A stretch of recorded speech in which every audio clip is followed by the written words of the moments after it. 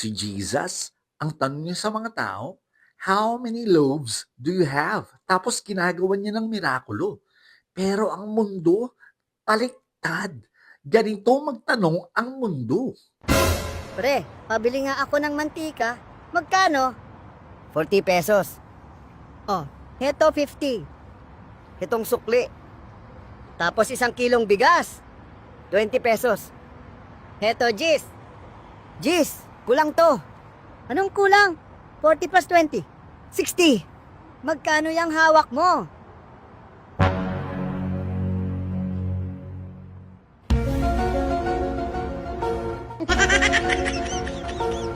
Yan. Ganyan ang mundo. Kaliwaan lang parati. Kung ano yung kaya mong ibigay, yun lang din ang isusukli sa'yo. Di ba? Kumbaga, nobody meets you halfway. Kaliwaan lang. Di ba? Kung minsan nabubudol ka pa, di ba? Ang hirap siguro nun kung gano'n ang ginawa ng Panginoon sa atin. Naku, Diyos ko, grabe. Lahat ng kasalanan natin, di ba? Yung mga pandaraya natin, yung mga pangungopia natin sa eskwela, yung ating pangungupit sa business natin, yung mga kayabangan natin, yung pride natin, yung mga nakakadiring ginagawa natin sa laptop, at yung mga ano pang mga sikreto natin na akala natin hindi alam ng mga tao, pero alam yun ng Panginoon. Naku, kung lahat yun kailangan natin bayaran, paano na lang? Ano yung mababayad natin noon? Kahit buhay natin, kulang pa. Kaya na lang, buti na lang may grasya ang Panginoon. Yan ang grace ng ating Panginoon, di ba? Binayaran niya tayo ng mahalaga. Pero actually, ang tanong dyan, susuklian ba natin siya? Buti pa nga ang Shopee, sinusuklian natin. Siya ba, susuklian din natin? Di ba? Well, anyway, this is Ray Lizardo and I'm so happy to welcome you to Face Down. At tayo po ay nasa concluding installment ng ating part 1 ng ating series na Questions Jesus Asked. Okay? Actually, napakaganda ng tanong na tatalakayin natin. Ito yung mga, actually, the entire series, ang mga kinukuha natin, yung mga questions na sinabi ng Panginoong Jesucristo na hindi naman dahil sa hindi niya alam. Actually, alam niya yung mga sagot. Pero pinare-realize niya sa atin kung paano dapat tayo tumugod sa Panginoon. At kaya ito, meron siyang tanong na sinabi sa Matthew chapter 15, verse 34. Napakasimple, pero solid. Sabi niya ganon, how many loaves do you have? O, di ba? Ilang tinapay ang meron ka? Parang napaka-profound nun, di ba? Pero actually, itong question na to, nanggaling ito during that time na pinakain niya yung 4,000 pamilya, hindi tao ha, 4,000 pamilya, okay? Nung pagkatapos ng kanyang sermon. So ito, babasahin ko sa inyo to from Matthew chapter 15 verse 32 hanggang 36 para maintindihan natin kung saan nanggagaling yung tanong na yon. Okay? So be with me. I'm gonna read it from the NLT version. So umpisa na po natin. Okay? Ano po? So verse 32, sabing ganon. Then Jesus called his disciples and told them, I feel sorry for these people. They have been here with me for 3 days and they have nothing left to eat. I don't want to send them away hungry or they will faint along the way. Okay? The disciples replied, where would we get enough food here in the wilderness for such a huge crowd? Dito, makikita natin sa verse 32, si Jesus parang sana hindi sila umalis ng gutom. Nakasama kasi niya yung mga tao ng 3 araw, tapos wala na silang pagkain. It shows how much He cares for them, yung compassion niya para sa kanila. Hindi lang spiritually, hindi lang ministry, kundi pati physically. Ganun ba tayo sa tao? Baka mamaya sa sobrang napaka-religious na natin na ang concern lang natin para sa tao ay ministry lamang, ministry work, hindi yung kanilang buhay mismo. Di ba? Yan ang pinakamagandang tanong sa atin. Di ba? Kaya nga, tayo ba ay nag-share sa kanila ng gospel o gusto lang natin silang pagtrabahuin sa simbahan? Gusto lang natin silang maging religious din tulad natin. Di ba? Pero si Jesus, ayaw na silang pabayaan kasi baka pagod na sila at mag-collapse pa sa daan. Grabe. Di ba? Si Jesus, hindi lang spiritual needs ang concern niya sa'yo. Pati yung physical needs mo. In fact, all about your life is important to Him. All about your life is spiritual to Him. And that's why gusto kang alagaan ng Panginoon. Pero ang sagot naman ng mga apostles, grabe, 'di ba? Sabi gano'n, skeptic, okay, may skepticism, parang asan kami kukuha ng pagkain dito sa sa wilderness, 'di ba? May doubt pa sila. Although nakita na nila na napakaraming mga miracles ni Jesus, pero parang hindi pa rin nila totally gets na si Jesus can always make a way even when there seems to be no way, 'di ba? Okay, tuloy tayo. Sabi nga sa verse 34, Jesus asked, ito yung tanong niya, how many bread do you have? Sa ibang version, sabi, how many loaves do you have? And then the disciples replied, 7 loaves and a few small fish. Okay? Dito sa verse 34, tinanong ni Jesus, anong meron kayo? Di ba? Yung sagot nila, pitong tinapay at saka konting isda. Parang, yun lang. Sobrang konti. May tinatanong ng Panginoon, anong meron ka? Di ba? Anong meron ka? It's like Jesus saying, I'm going to work with what you have. It's not about how much you have, but how much faith you have that I can work miracles in your situation. Jesus is showing them that even the smallest amount can be used to do big things when you surrender it to His hands. Di ba? Okay. So, okay, verse 35 tayo, sabi nga nun, so Jesus told all the people to sit down on the ground. Then He took the 7 loaves and the fish, thanked God for them, and broke them into pieces. He gave them to the disciples who distributed the food to the crowd. Okay, dito naman makikita natin sa verse 35. So sinabi ni Jesus, paupuin nyo lahat sila. Okay, parang i-organize nyo sila, i-ready nyo sila kasi meron akong mirakulong gagawin. It's just like saying, maghanda kayo kasi may gagawin ako sa buhay ninyo. Yan ang sinasabi ng Panginoon. Okay, ang tinatanong ng Panginoon sa iyo ngayon, handa ka ba? Handa ka ba? Umupo ka, manood ka, tignan mo kung paano kung gagawin ito. Yan. Okay, sige nga, tanungin mo nga yung katabi mo, handa ka ba sa gagawin ni Lord? Yan. Isa pa, tanungin mo yung katabi mo, handa ka ba sa gagawin ni Lord? Yan. Okay, tapos nun, then sa verse 36, sabi nga na, di ba, sa Jesus, thank God for the bread and fish. Tapos he started breaking it into pieces.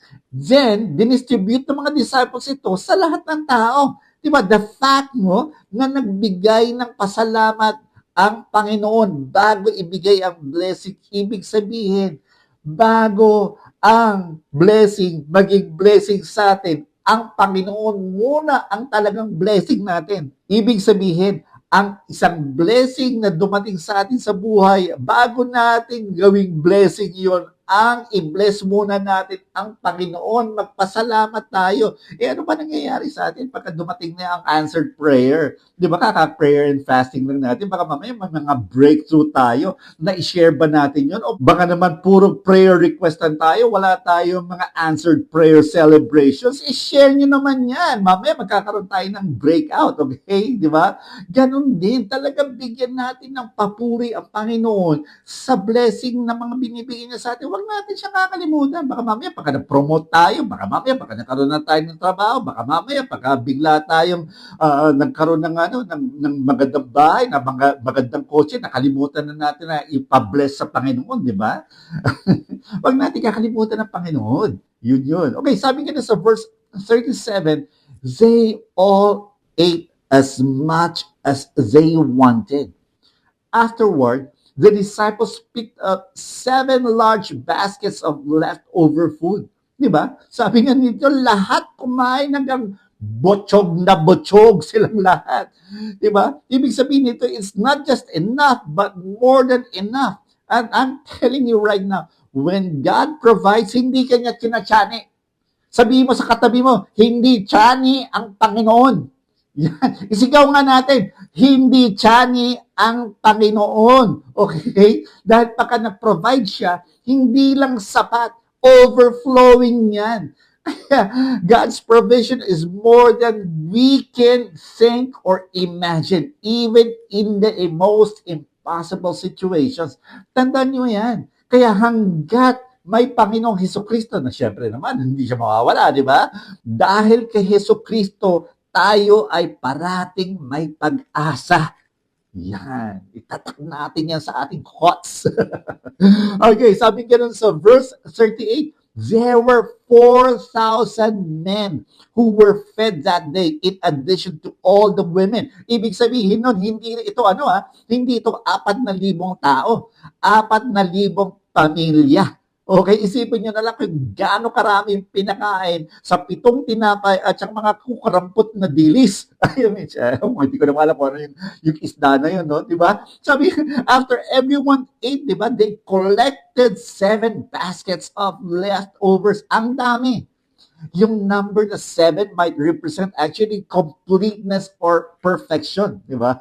It shows na pagka nag-provide ang Panginoon, talagang grabe, matindi siya. Hindi lang siya nagbibigay ng konti, hindi siya nagbibigay ng sakto, kundi umaapaw. Bakit? Kasi hindi lang ito para sa atin, kundi para sa iba rin. Ngayon, ang tanong ko, di ba? Parang dito, parati tayong nakikinig, parati tayong nabe-bless, nag-worship tayo, umaapaw tayo. Ano ba? Umaapaw ba tayo o na-overwhelm? Kasi magkaiba yun eh. Pagka na-overwhelm ka lang parang, di ko na kaya. Ganon. Ganon yun eh. Pero sana hindi lang tayo na-overwhelm. Sana umaapaw din tayo. Ibig sabihin, yung ating mga na-experience ay mai-express din natin sa iba. Yung pagmamahal ng Panginoon. Sana naitatanyag natin ang Panginoon sa iba. Sana nakikita ng tao na may encounter tayo sa Panginoon. Hindi lang dahil sa choreography siya, dahil sa umaattend ako ng church. Hindi. Kundi para makita nila na may Diyos na buhay at may Diyos na tapat at may Diyos na karapat dapat purihin, sambahin at dakilain at siya lamang ang talagang nararapat at sapat. And I'd like to stress 3 bagay na pwede natin makuha lessons dito, no, sa kwentong ito. And the first thing na gusto ko ma-realize natin is the little that we have. Di ba ang tanong kanina ng Panginoong Jesucristo, how many loaves do you have? Okay, ang tinatanong dito ng Panginoon or ang pinaggagawa sa atin ng Panginoon is mag-inventory tayo. Ano ba ang meron tayo? Ano ba ang kakayahan natin? Ano ba pwedeng gawin natin?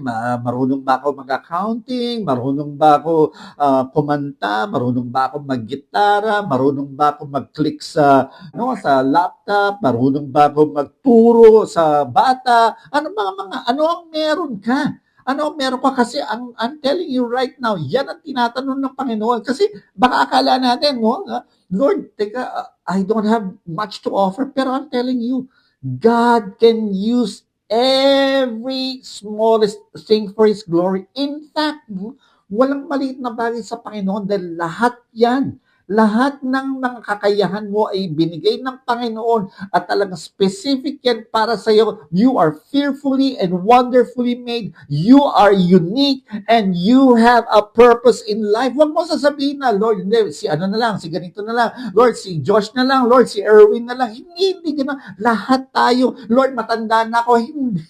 Hindi ka pa kota. Walang age bracket sa pagmamahal at pagsisilbi sa Panginoong Hesukristo. Di ba, ang tinatanong niya, how many loaves do you have? Ano ba? Ano ang kakayahan mo? Mga connections mo ba? Ano ba? Kailangan natin ng bagong venue? Baka meron kang alam, baka pwede kang maitulong, o baka mamaya naman financially, baka pwede kang mag-support sa simbahan, o baka naman pwede kang tumulong sa iyong kapatid, tumulong sa iyong kapwa. Ano ba ito? Ano ba? How many loaves do you have?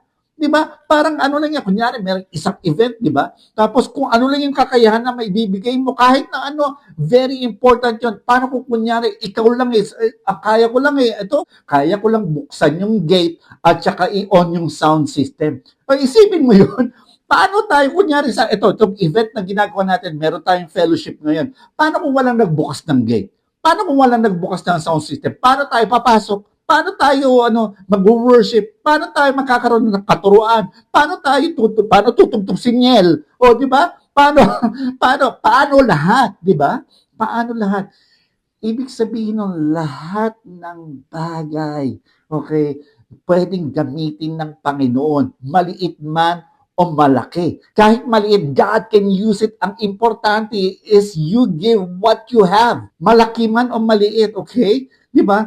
Kasi ang issue dito, hindi yung kung gaano kaliit o gaano kalaki ang ibinibigay mo. Ang issue rito is gaano kalaki ang puso mo para mahalin ang Panginoon dahil minahal ka niyang una.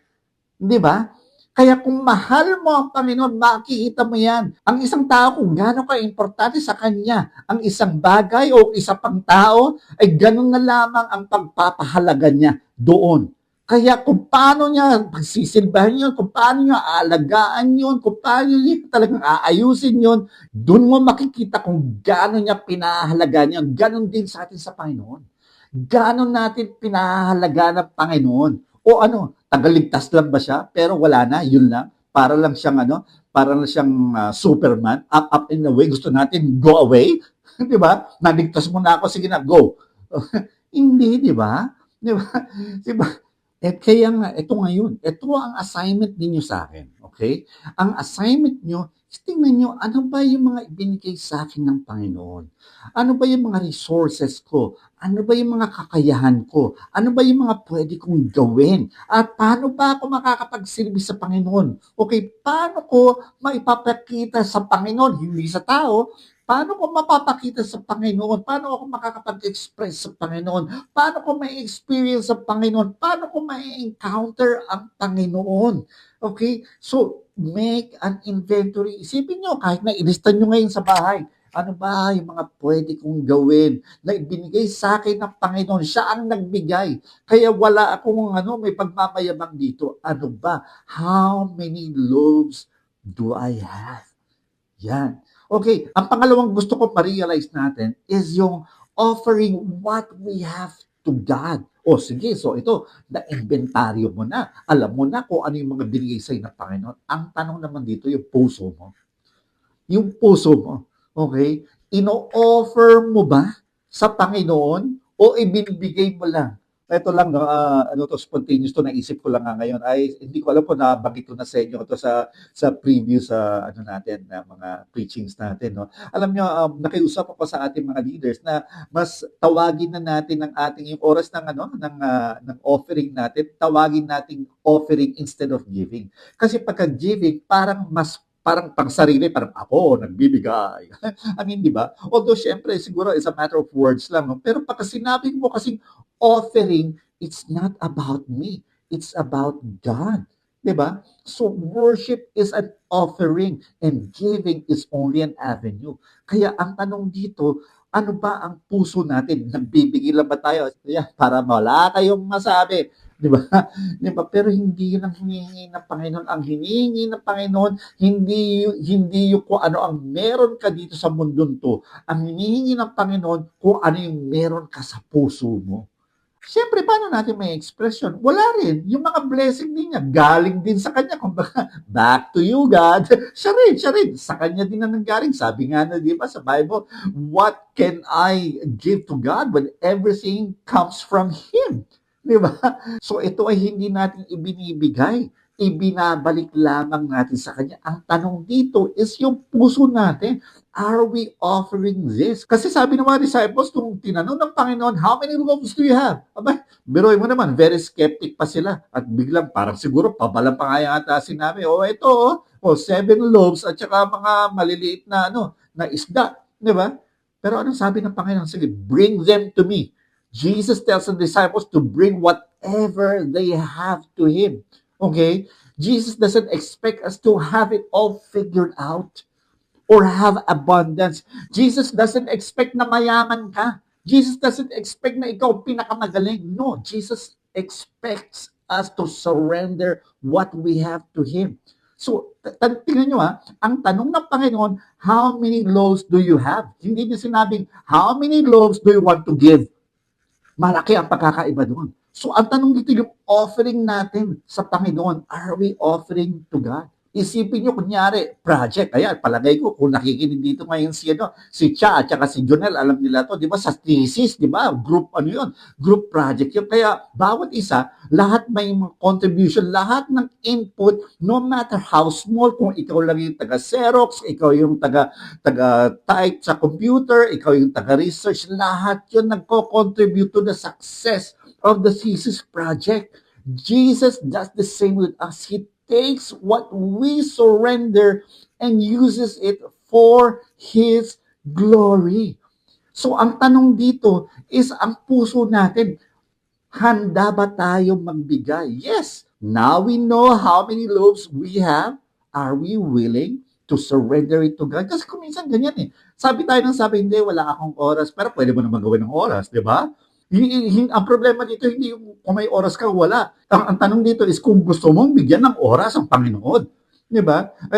Panginoon, ito lang ang ang gusto kong ibigay. Yun, doon tayo nagkakalabuan dyan. Dahil kasi, ang takbuhan niyan, puso mo. Ang problema dyan, yung puso mo. Ikaw ba talaga ay nagpapakasakop? In fact, nagpapakasakop sa pagmamahal ng Panginoon. In fact, ang tanong dyan, ikaw ba talaga ay nagkaroon ng encounter sa Panginoon kung ganyan rin lang?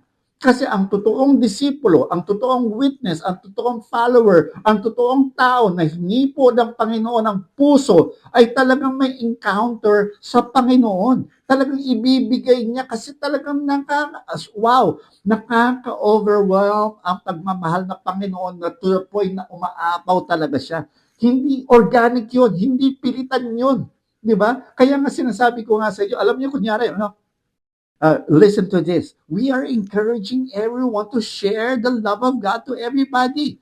Okay? Now, this is not an assignment. This is a proclamation. What do I mean by this? Kasi, alam niyo ba, nung biblical times, hindi sila yung kunyari, nagpo-convince ng tao, hindi, sige na, please naman ma-convince na kayo na ang Panginoong Hesukristo ay Diyos, siya ang tagapagligtas, siya ang Diyos natin. Hindi ka defense lawyer ng Panginoon. Ang ginagawa nila noon, hindi nagkukumbinse kung hindi nagproproklama. Isang example na lang, yung bulag, di ba, nakakita? Di ba? Pumunta siya doon sa templo, nagsasayaw siya, ako'y nakakita na. Sino nag-heal sa'yo? Ewan ko, yun nandun, yung nagtuturo doon. Ano ba? Hindi siya pumunta doon para, maniwala kayo, nakakakita na ako. Please naman, maniwala kayo, nakikita na ako. Hindi. Nagpro-proclaim lang siya. Now, what do I mean by this? Sana mabago ang ating paradigm, ang ating perspective, ang ating pag-iisip na ang making disciples ay isang assignment. No, making disciples, sharing the love of God is a proclamation. It's a gospel proclamation. It's not a gospel defense. Remember, gospel. The gospel is on the offense. Okay? Ganyan. So ito ang tanong dyan. Ang tanong lang dyan is ano ba ang puso natin? How many loaves do you have? Not how many loaves would you like to give? Puso ngayon ang tinatanong ng Panginoon dito. Alright? At ito po ang third point na gusto ko ma-realize natin. Okay? Trusting in God's provision. Diba? Tanong ng Panginoon, how many loaves do you have? Parang, okay, pag tinanong na niya yun, alam na this, di ba? Sabi nga naman binasa natin kanina, and they all ate and were satisfied. I'm telling you, God provides abundantly when we trust what we have to Him. Pag sinorender natin yun, kasi ito ang problema dyan. Pagka hindi natin sinosurrender ang isang bagay sa Panginoon, nagiging idolo natin yan. Kaya ngayon, dahil sa pagka naging idolo natin yan, naging idol natin yan, naging Diyos-Diyosan natin yan, mas lalo tayong nagkakaroon ng interest ng mga malalaking bagay. Mga bagay na nanggagaling sa kasakuman ng ating sarili. Kaya nangyari, frustrate tayo pagka hindi natin nakukuha. Pero pagka isinurrender natin sa Panginoon kung ano lang ang nararapat, kung ano ang ikagaganda ng buhay natin, kung ano ang ikakaglorify ng Panginoon, doon, sapat na sapat lahat. Kaya I'm telling you right now, God's provision is always ahead of you. Remember that, and I'm going to repeat it again. God's provision is always ahead of you. Okay, ito, tandaan nyo to. Okay, tandaan nyo to. Purpose does not follow provision. Provision follows purpose. Okay? So, ibig sabihin, pagka may purpose ang Panginoon, nandun din ang provision ng Panginoon. Okay? So, hindi yan nahuhuli, hindi ka ilalaglag ng Panginoon diyan. Alright? Kasi alam niyo, may kikwento ko sa inyo. Parang yung minsan dati, yung bahay namin sa Las Piñas, yung sa Philip Life, no? Kasi paborito ko ang avocado. So ngayon, nung kumakain ako ng avocado, nung binubuksan ko siya, kasi fresh siya, yung ginawa ko, hiniwa ko, tinanggal ko yung mga buto, tapos nagbaka sakali ako, sabi ko gano'n, teka, mahal na ang avocado, ito na lang ang gagawin ko, ito lang ang kaya ko. Ipinunla ko ngayon doon sa likuran namin. Tapos wala lang, nonchalant lang, maya, pagka naalala ko, sige, maglalagay ako, okay, from time to time, dinidiligan ko siya. Hanggang sa bigla may maliit na bumong, gano'n, hanggang sa lumaki ng gano'n, hanggang sa may mga tumutubo na, abay, nabigla ako. Hanggang sa mamaya konti, pumitas na ako, at nakapagbigay pa ako yata, if I remember right, nakapagbigay pa ako sa kapitbahay. Pero ito lang ang gusto ko sabihin sa inyo, gano'n. Parang na-realize ko, pagka ako ba nagpunla, nagtitiwala ako sa Panginoon. Pagka ako ba ay nagpunla, God will take care of the rest. I'm telling you right now, when God takes care, He does not only takes care of the rest, He's taking care of it to be the best. Di ba? Grabe. Kaya nga tayo ba ay nagtitiwala sa provision ng Panginoon? Babalik na naman ito sa idolatry ko. Layo naman. Kuya Ray, bakit na naman pumasok ang idolatry dito? Provision ang pinag-uusapan natin. Kasi ito lang yan. Anong pinagtitiwalaan mo? Ang provider mo ba is yung business mo? Ang provider mo ba is yung magulang mo na nagbibigay ng allowance? Ang provider mo ba yung boss mo? Kaya tuloy, pagka yun ang ginawa mo provider, talagang kailangan ma-please mo sila. Kailangan talagang perfect na perfect ka. Kasi baka mamaya may magawa kang hindi tama, ay nangangatong ka na, parang wala ka ng tiwala, hindi ka makakaroon ng provision. Pero pagka ang Panginoon ang pinagtiwalaan mo. Wala akong pakialam kung 50 pesos ang meron ako dito sa aking bulsa o meron akong 5,000 sa wallet ko ngayon. Walang pagkakaiba yun. Dahil ang aking Panginoon ay tapat. Siya ay sapat. Ako ay kakain ng 3 times a day. Kung minsan may merienda pa at alam ko aalagaan ako ng Panginoon. At hindi ito power tripping. Hindi ito parang mind selling lang. Kundi ito ay katotohanan dahil ito ay pangako ng Panginoon na siya ay tapat. Ang tanong dito, how many loaves do you have? And will you trust God with these loaves? Are you trusting God with provision? Ang tanong ni Jesus is, how many loaves do you have? Baka yung kung meron ka na ayaw mong isurrender kay Lord, yan pa ang sumisira sa'yo. Remember, Jesus broke the 7 loaves and fish. Kung ano yung meron sila, talagang brinig ni Jesus. Tapos, God made a miracle and transformed them into blessings to the people. Di ba? Nakakain sila. Di ba? God wants to break your idols and instead transform them into a blessing, into a glorification of God. Di ba? Ano ba ang mga ina-idolize natin na hindi natin maibigay kay Lord? Pride, yabang, chismis, nagmamagaling, kim-kim at kam-kam sa pera, kompromiso sa ginagawa mong trabaho, pagpapakopya sa kaklase, ano pa? Di ba? Gusto i-transform yan ni Lord. Yung yung pride mo, gusto ni Lord maging proud ka sa Kanya. Yung yabang mo, ipagmayabang mo, Panginoon. Yung chismis mo, huwag ka na mag-chismis ng ibang tao. I-chismis mo ang salita ng Diyos. Yung nagmamagaling, sabihin mo, ang Diyos lang pinamagaling. Ay yung pagkakamkam ng pera, hindi. Ito ay gawin mo blessing sa ibang tao. Yung kompromiso na ginagawa mo sa trabaho, huwag mo nang gawin yon dahil pagdating sa Panginoon, walang kompromiso. Di ba? Pagpapakopya sa kaklase, hindi. Huwag mo lang pakopyahin kung hindi. Ituruan mo, hindi ng lesson nyo, kundi turuan mo ng banal na salita ng Panginoon. I-transform mo. Let God break those loaves into fishes and make it a blessing to many. And so that they will know that God is faithful, that God is worthy to be worshipped alone. You see, we need to surrender what we have to Jesus. The cross shows us that Jesus gave everything so we can trust Him with our resources, our lives, and our future. We may feel like we don't have much, but when we offer it to God, He can do amazing things with it. So let's stop holding back. Huwag na tayong magpigil. Di ba? Huwag na tayong huwag na tayong umatras. Give what we have to Jesus and watch. Just watch and see how it will multiply for His glory. I'm not talking prosperity gospel here. I'm talking about the promises of God. Okay? The world says take control, but the Bible says surrender. In fact, even if you have the ability to control, do not. Just like Jesus on the cross. Anong sabi niya? Di ba? Kaya niyang patigilin lahat na nangyayari.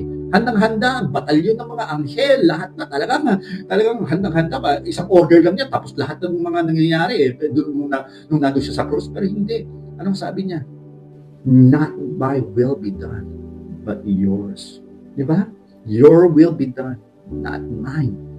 The world would say to have freedom is to take control, but the word says to have freedom is to surrender your life to Jesus. Diba? Pero sige, balik na rin naman natin ngayon. Kunyari, gumawa tayo ng metaphor. Diba? Tinanong ni Jesus, how many loaves do you have? Paano kung kunyari, ang Panginoon naman, kung si God ang tinanong, how many loaves do you have? Alam mo, God gave the greatest loaf of bread. And that's no other than the bread of life. His very own Son, Jesus. At kung si Jesus naman, kung si Jesus naman ang tinanong, how many loaves do you have? He gave His life on the cross for you. Sinaksak, binastos, dinuroan, pinako, pinatay, lahat na ng karumal-dumal ng lahat ng pananakit. Ang mundo ang gusto para sa iyo, kaliwaan. Ang Panginoon ang gusto para sa iyo, kalayaan. So ngayon, ikaw naman ang tinatanong niya, how many loaves do you have? Let's pray. Lord, maraming salamat. Lord, maraming salamat sa inyong salita. Maraming salamat, Holy Spirit, for touching our hearts, for convicting us. Lord, may we realize the loaf that you gave, your very own Son, for us so that we may live. God, I pray for every person who is listening right now that each person would learn to surrender every aspect of our lives, whether it's a heart issue, whether it's in the finances, whether it's in the relationship, whether it's in our careers, whether it's in our education, our school. Lord, I pray that we would surrender everything to you. God, we are offering to you our loaves, because what can we even give back to you? These loaves come from you. So God, we return all of these things to you. Work on our hearts that we would encounter, experience, and express your love by worshiping you and making you known to others. In Jesus' name we pray. Amen and amen. Magandang araw po.